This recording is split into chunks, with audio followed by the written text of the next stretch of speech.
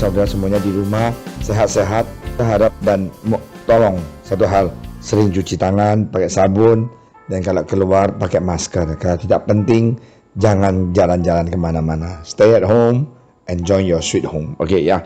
Oke, hari ini kita mau sama-sama baca Mazmur 119 ayat 97 ya. Di sini dikatakan, betapa ku cintai Tauratmu, aku merenungkannya sepanjang hari. Oke, mari kita berdoa. Tuhan Yesus, terima kasih Tuhan atas firman Engkau yang begitu berarti. Berkatilah hamba Engkau yang menyampaikan, berkati kami semuanya mendengar, menyampaikan, sungguh kami sungguh dikuatkan. Dalam nama Engkau Tuhan Yesus kami berdoa, amin. Saudara sekalian, bahwa tentang Daud, Tuhan mengatakan, aku telah mendapatkan Daud bin Isai, seorang yang berkenan di hatiku dan yang melakukan segala kehendakku. Di sini dikatakan, kenapa Daud begitu spesial di mata Tuhan? Padahal Daud juga bukan manusia yang sempurna. Maaf ya, dia juga hidung belang, udah perang menang, dia lihat Batseba lagi mandi dan dia tidur dengan dia, akhirnya melahirkan anak, akhirnya anaknya meninggal. Nah, Daud manusia yang lemah, manusia yang pernah berbuat dosa. Tetapi kenapa Tuhan mengatakan dia adalah seorang yang berkenan di hatiku? Harusnya kalau logik ya, orang yang berkenan di hadapan Tuhan hidupnya pasti kudus seperti malaikat gitu loh. Tapi ini kenapa tidak? Nah, kunci untuk memiliki kehidupan yang berkenan kepada Tuhan adalah memiliki rasa haus dan lapar akan firman Tuhan dan hidup dalam persekutuan yang karib dengan Tuhan. Nah, Daud adalah orang yang haus dan lapar atas firman Tuhan. Lihat dia punya Mazmur, puisi yang dia tulis begitu menyentuh hati kita, ya bukan? Daud dihukum Tuhan. Waktu dia berzina, Batseba melahirkan anak, anaknya mati. Dia nangis, dia berdoa 3 hari 3 malam, Tuhan biarin dia. Dia membayar harga. Jadi jangan kiranya dosa kita itu Tuhan gak nagih. Dan Tuhan ada punishment and reward. Jadi dia menghukum kita, dia juga memberikan kita hadiah dan juga kado gitu loh. Daud mau membayar harga dalam hidupnya untuk merenungkan firman Tuhan setiap hari. Ia begitu menyukai firman dan Taurat Tuhan. Bukan sampai di situ saja, ia juga suka melakukan kehendak-Mu, Taurat-Mu ada dalam dadaku. Mazmur 40 ayat 9. Dan Daud ditegur oleh Nabi Nathan. Nabi Nathan mengatakan, ada satu orang ya, saya lupa ceritanya, tapi saya cerita, dia mempunyai 100 domba dan dia kaya raya, dia lebih kaya. Tetapi ada satu orang lagi, ya, dia memiliki hanya 1 domba dan dia sayangin dan dia sungguh cintai. Dan yang 100 domba ini begitu serakah merampas 1 domba yang dimiliki orang yang di sana itu. Dan Nabi ini tanya kepada Daud, seperti apa orang ini harus dihukum karena dia begitu kejam? Daud mengatakan dia harus mau dihukum mati gitu contohnya. Apa yang terjadi? Nabi itu mengatakan, Daud, engkaulah orangnya. Kenapa engkau merampas istrinya Uria? Dan Daud sesudah dengar begitu, langsung dia sujud dan bertobat dan nangis dan minta maaf. Kadang-kadang kita jadi manusia, kita sering menghakimin orang lain, melihat orang lain lebih lemah dari kita, lebih tidak dewasa dalam kerohanian, lebih tidak kudus daripada kita. Kita salah. Kita juga tidak beda dengan mereka. Kita semuanya manusia, lemah dan tidak ada kekuatan. Kita butuh firman Tuhan. Kita butuh renungan firman Tuhan setiap hari dalam kehidupan kita.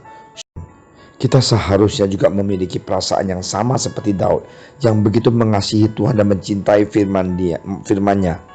Orang yang kasihnya bergelora untuk Tuhan Yesus tidak akan merasa keberatan untuk melakukan apa yang menjadi kehendak Tuhan. Saya mau jujur, kalau Anda cinta, tadi kita baru belajar, Brother Dani mengajarkan Bible study. Dia bilang dia cinta rohani, dan rohani lakukan apa dia akan lakukan, dia karena because of love. Dan kita kalau cinta Tuhan harus mau melakukan apa yang Tuhan mau kita lakukan, iya bukan? Kita belajar Bible study, kita ikut doa pagi, ya kita ikut live streaming. Itu semuanya untuk kita pribadi, bukan untuk Tuhan, bukan untuk orang lain. Kita tambah pengetahuan, pengertian firman Tuhan. Kita dikuatkan in and out. Nah, itulah yang menyenangkan hati Tuhan kalau kita cinta firman Dia.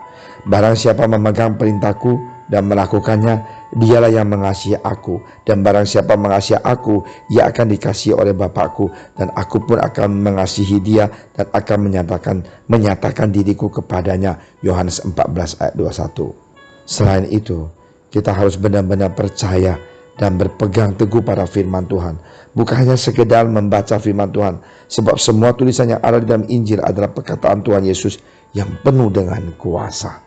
Jangan sekali-kali kita membandingkan ayat firman Tuhan atau memperdebatkan secara akal logika kita. Sebab firman Tuhan itu hanya untuk dilakukan dan ditaati. Contohnya, kasihilah musuhmu. Saya suka bercanda, coretlah ayat itu, aku gak suka. Saya bercanda, gak mungkin kita coret. Marilah kita berdoa untuk musuh kita. Seberapa besar rasa haus dan lapar saudara dan saya terhadap firman Tuhan? Matius 5 ayat 6, berbahagialah orang yang lapar dan haus akan kebenaran, karena mereka akan dipuaskan. Di dunia ini tidak ada satu hal yang lebih indah daripada firman Tuhan. Banyak orang Kristen lalai dan malas membaca Alkitab. Mereka baru mencari Alkitab saat dalam keadaan terjepit seperti sekarang. Corona, usaha mereka ada masalah, pekerjaan mereka, gaji mereka separuh. Ada juga yang sudah gaji dipotong, usahanya masih jelek, masih nggak mau ikut belajar firman Tuhan, masih tidak mau berdoa bersama-sama, masih tidak mau ikut Bible study, masih nggak mau ikut live streaming. Merasakan Tuhan, aku nggak siap. Jangan. Rasul Paulus menasihatkan Timotius, bertekunlah dalam membaca kitab-kitab suci.